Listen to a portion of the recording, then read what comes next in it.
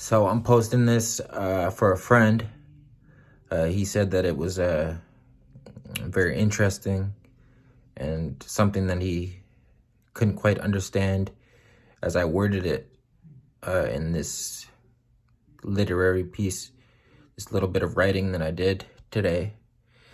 And so I'm going to explain as best I can for him and maybe anybody else out there who would be interested or might be interested in this kind of topic. The first thing of all is I've always been trying to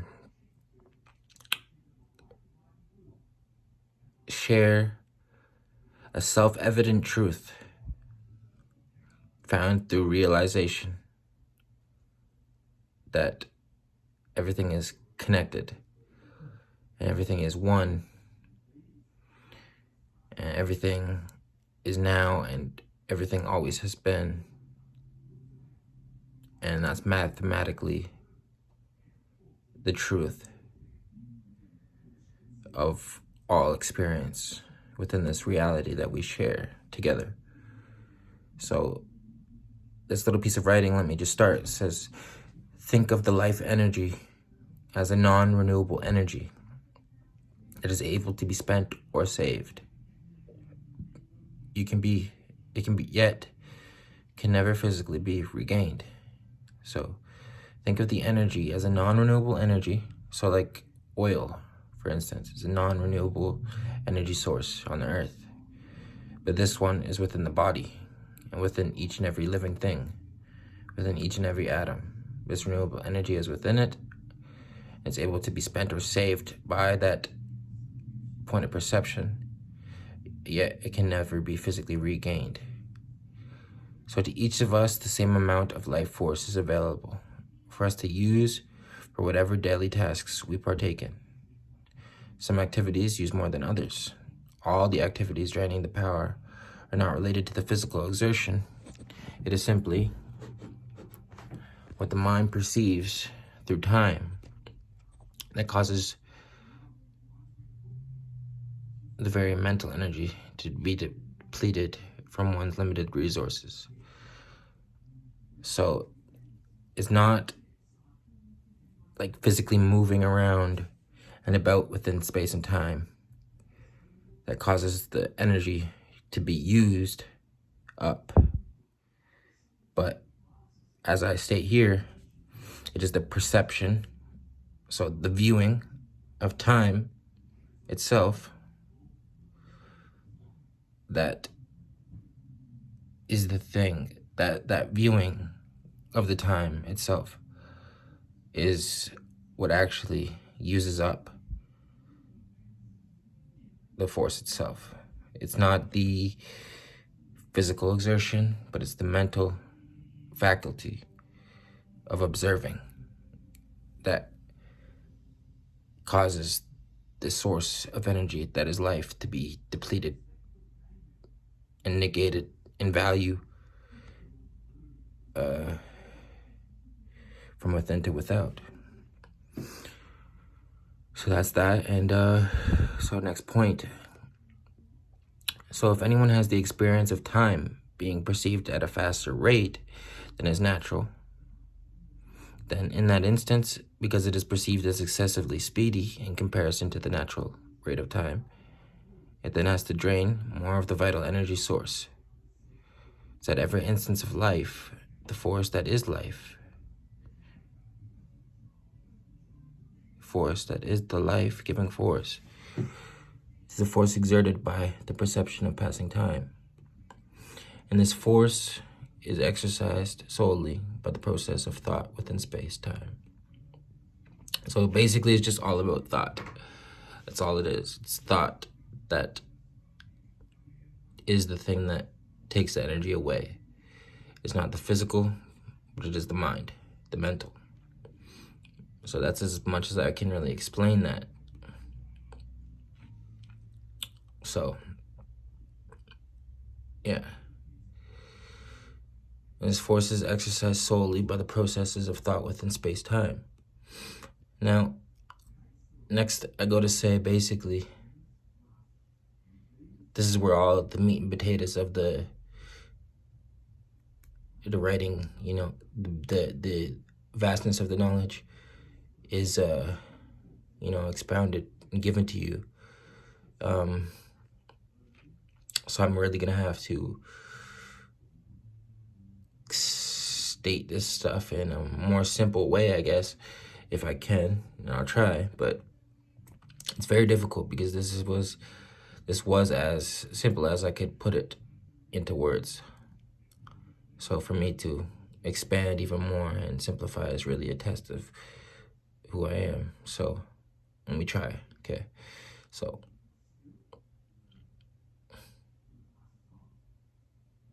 now, so it is neither good nor bad to deplete all of the source energy. Okay, so it is neither good or bad to use up all the energy that you have within you, or death. You see, the force governs itself. So the force in its entirety, everywhere that it exists, governs itself, giving itself freely to all existence. So this force, it then is said that it exists within all things that exist, in all existence in totality, holistically, yes. Thus, the experience of life is a unique one, and in all perceived realities is a unique system which self-governs to each and every being which perceives itself, then having the ability to exercise this source from within itself. So I can't really say that any better. I would just state, basically, this power source, this energy itself, this life-giving force, exists within all things, and it knows that it exists in all things, but it puts itself within a system where it itself is separate from itself, being one within itself. And, you know,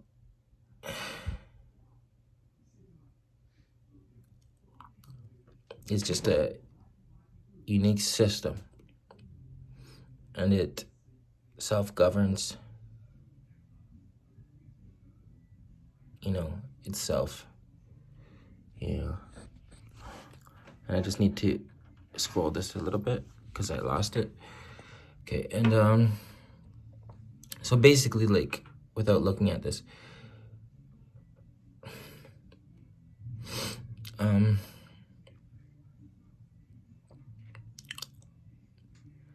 the source is a living thing with intelligence, and it monitors its own self and monitors its illusion of other selves within the whole that it is.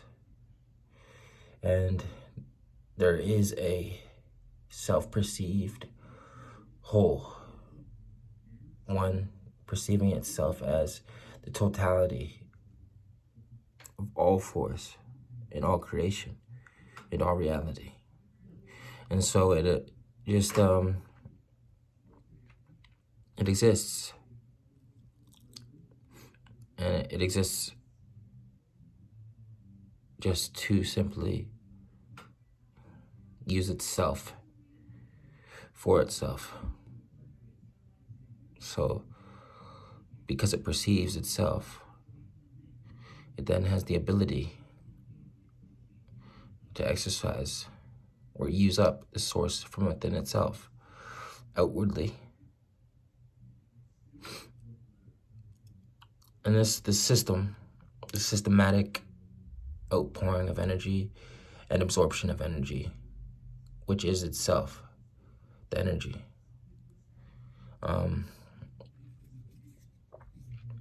the system itself is, the knowledge gained by the human faculties of mind, body, and I call it the mind-body complex, the mind-soul-body complex.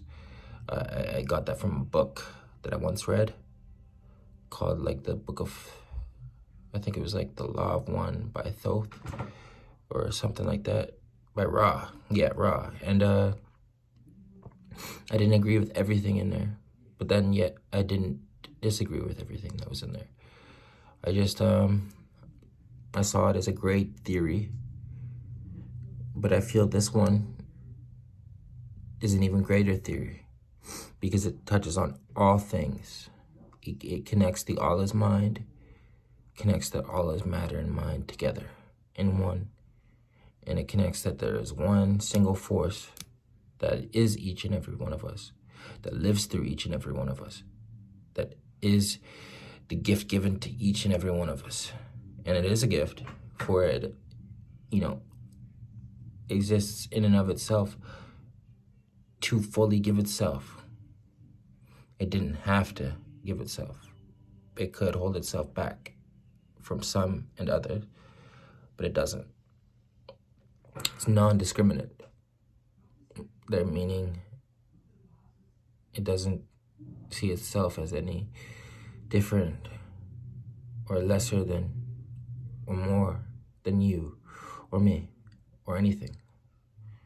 So it just shares itself fully with all things. That's the gift of life. So, but what I was saying here is,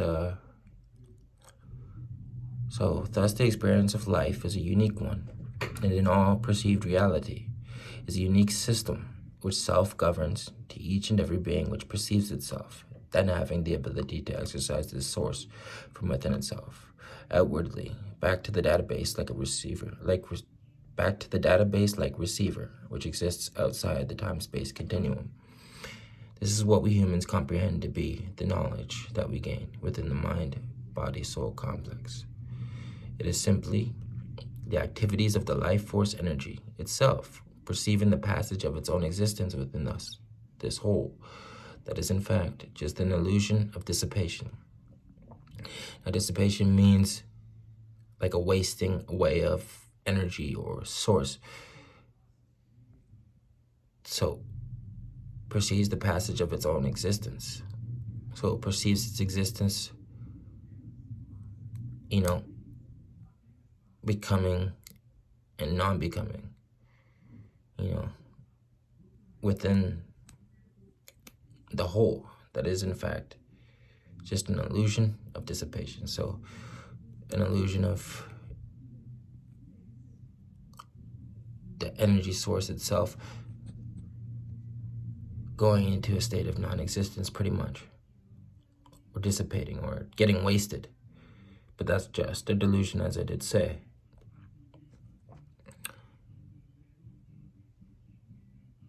So that is in fact just an illusion of dissipation, from which in said state one has the perception of oneself as being the force of life itself, intelligent and always living, for that is the natural state of existence. It mustn't start or finish in its entirety, for it is now happening. It couldn't mathematically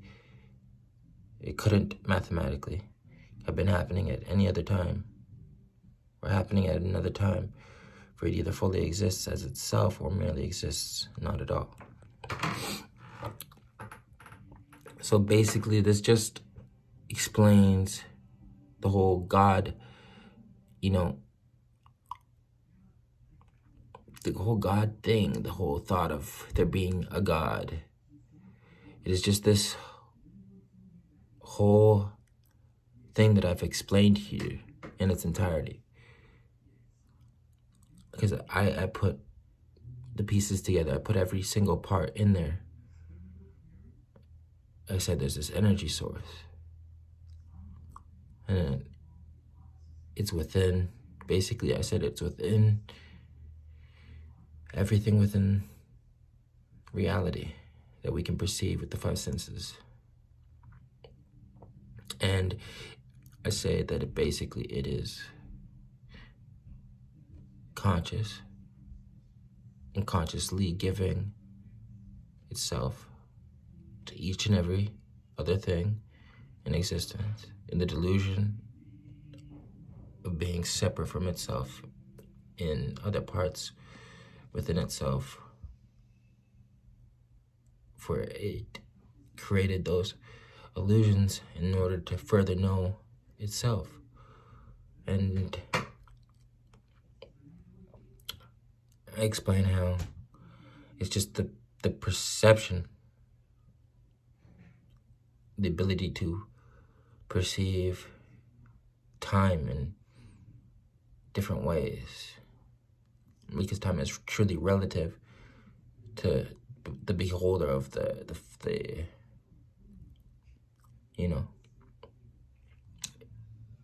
experience of time. So I'm trying to explain it all, but I can't really do it any better than what I've done, So let me just read it one more time, just really quick, and see if I can get any extra little tidbits about it out so that you can understand it a little bit clearer, because I'm not really good at, I'm always trying to make things sound more difficult than they are within writing, because I want to sound smart, sound intellectual.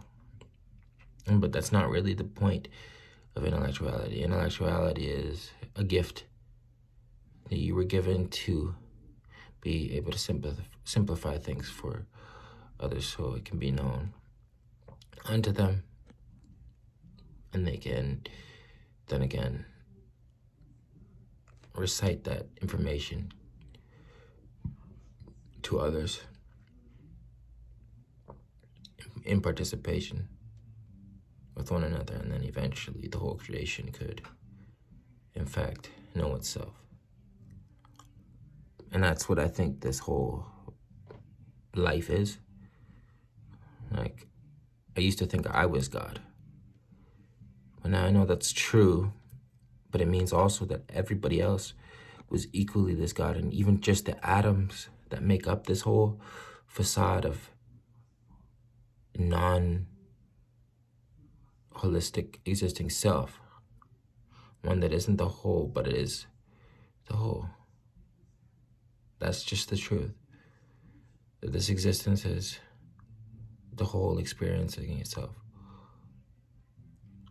through every possible perspective and point of perception. I don't know if you can understand that, because this is just from my mind. This is just who I am. I think about this stuff 24/7, and I've been trying for the longest time to be able to explain it in the way that I have here. But yet, because it's not simplified enough for a baby, then it isn't true wisdom yet. That's why they describe God in the way that they do. But God is just as much separate from us as it is one with us. It doesn't see the difference between the self and the separate partition within itself that is as itself. I hope I have enough time in this video to be able to upload it fully. But I think even with this, if we could go to 30 minutes, I think I could kind of explain my mind a little bit more and tell you how I came to this understanding. It's like I described earlier, I think I said it, but I might have just said it to myself. This is self-evident truth through the realization of perception. that is the feeling of being able to perceive anything as separate or one with the whole of self that exists in and as itself, within the sum total of all its parts. So like I've said before, this thing that you call God or the intelligence behind the universe, like I've said so many times in this video, it doesn't see itself as separate or one with anything. It just exists. It just is. It just bees as it is. The most influential power that is the only power, expressing itself a trillion and trillion and trillion times over and over. And that creates this experience.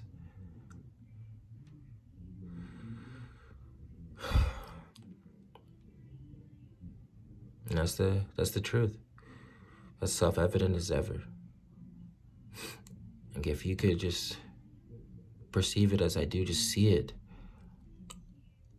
It's the only thing that explains everything, you know, in its totality, to the extent that it explains why reality is as it is, why we are all given this life and some would suffer and seemingly at the hands of others.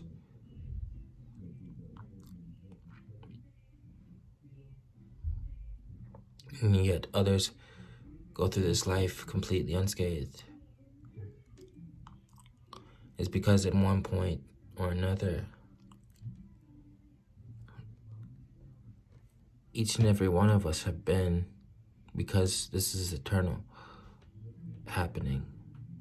Each and every one of us has been each and every one of us, and each different perspective and point of perception. Because this is all happening at once, and time doesn't truly exist. I guess the absolute truth, we're happening. Time doesn't really matter, but matter understands itself through time. But that energy that some call God, it's so pure. In fact, it's so pure that it just doesn't see any separation, because it is the whole and every single part of the whole. And I've said that so many times, and I just wanted to explain that to you. That's why they call it God, and it's all-knowing and omnipresent and everything, because that's the only way to explain the goodness of this power,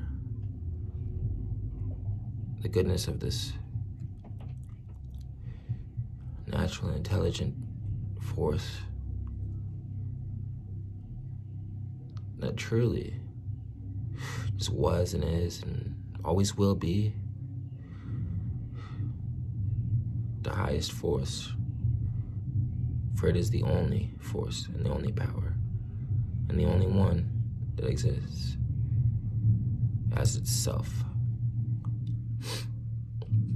And you can never take that from it. It'll always be itself, because it doesn't see itself as either one or a group of separate entities. And that's as good as I can explain it. And I'm in amazement at what I've just discovered within just even trying to explain this. I've really been humbled, and that's how I know that I'm not God. because I really perceive myself. And I perceive myself as God, therefore I know that I am not this true highest power. Because I have any perception at all of my own goodness, then I truly do not have any goodness at all. Well, not a goodness as equal and pure as this one thing, nameless as it is. But it is the most powerful, interdimensional, macrocosm, microcosm, macrocosmic, microcosmic energy system that governs all and lives through all and is all, the all of all, involved in a dance within itself and for itself, yet seeing itself not only as itself wholly, but being separate, wholly, not connected at all, yet connected in total means in service of itself. It serves all things by serving itself while serving none, for it doesn't even exist. It's just something we talk about to explain the connectivity that we humans perceive to exist. Because we, as created beings, or as we want to claim we are created beings, we just made this up. This whole thing that connects all things, just to explain us, how we are as we are. Yet, the truth is not that simple. This is as good as it can be explained, but there's truly no explanation. This is just my way of thinking. So I don't want you to think that it is the most valid and solid truth, because it's not. There is none. Nothing that any man or woman could ever create within their mind, using the faculties they were given, could ever explain this universe as it is. But at the same time, this thing that I just wrote earlier in the course of 30 minutes maybe is the greatest fucking thing I've ever wrote, in the greatest way that I've ever been able to explain and theorize the whole of existence as it is. So if you listen to this whole video, I hope you understand a little bit more of what I'm trying to explain. It's not just gonna click. It's really deep, and it's really me. It's just for me, really. I don't think anybody else could comprehend it, because it's just my thoughts. And yeah, it's just my thoughts. I just hope you get a little bit out of it. So at least to say that it sparked something in your imagination to begin piecing together the puzzle of the universe for yourself. Because that's all that matters in life, is our ability to connect the dots as we will. That's our power. And some would call it imagination, some would call it intellect, some would call it knowledge, wisdom. But I call it just the ability, the natural ability to connect the dots to connect things that even aren't connected, to connect things that even though they are not connected, are connected, just by perceiving it. Holy shit, man. Just because we perceive it to be connected, it is connected. Because there's nothing that separates another thing from another thing when it's not perceived. But by perceiving it, by looking upon it, it is then connected. Because the intelligence then,